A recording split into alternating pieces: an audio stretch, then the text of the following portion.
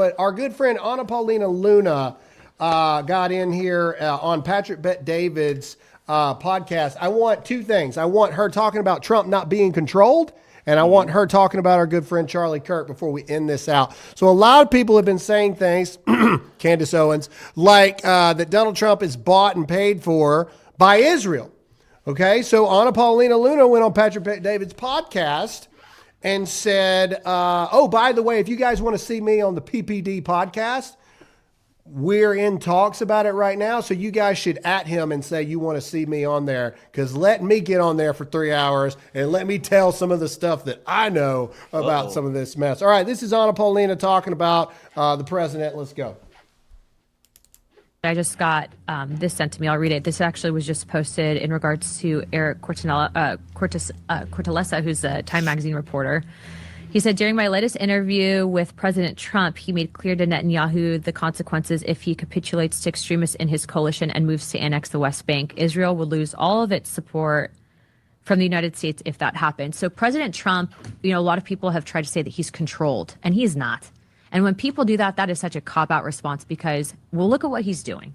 He is holding people accountable. No other president's been able to do that. So, I trust him more in foreign policy than any other member of Congress and any other, pundit or I do as well. And by the way, that's big. That was just announced right now? Yeah, I'll show you. It's you can pull it up right now and you should show it to your viewers. It's on ERICCORTELLESSA. All right, pause.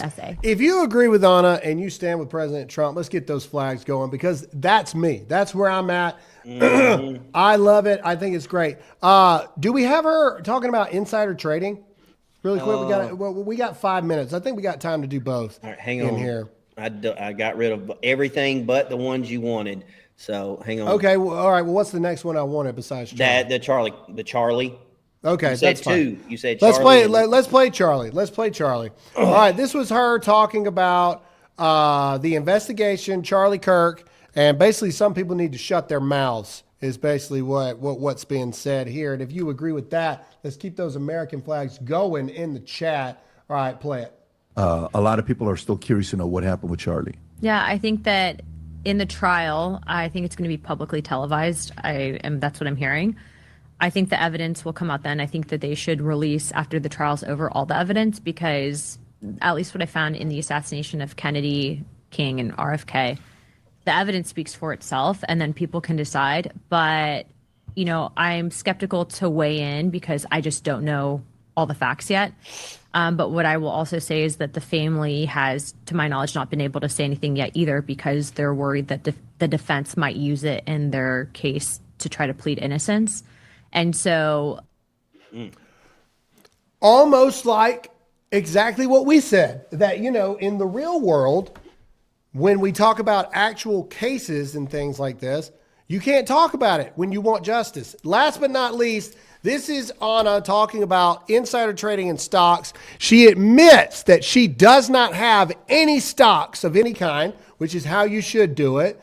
This is her talking about the founding fathers when it comes to stocks and insider trading. Let's play it.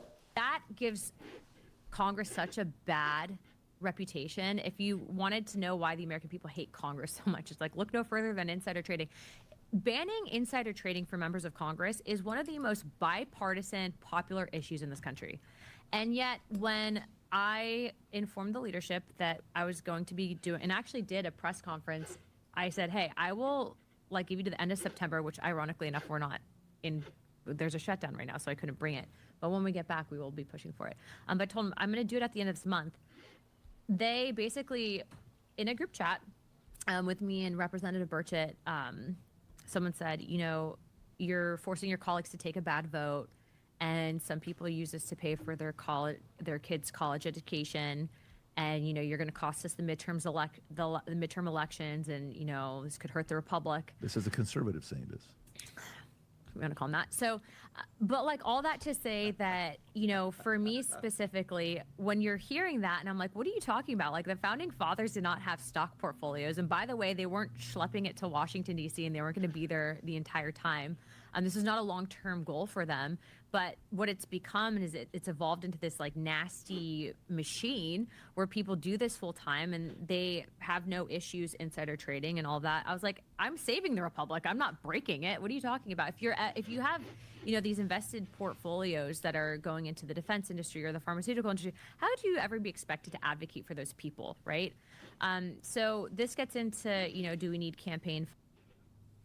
Love it. If you think that Congress should ban insider trading, give me some yeses in the chat right now.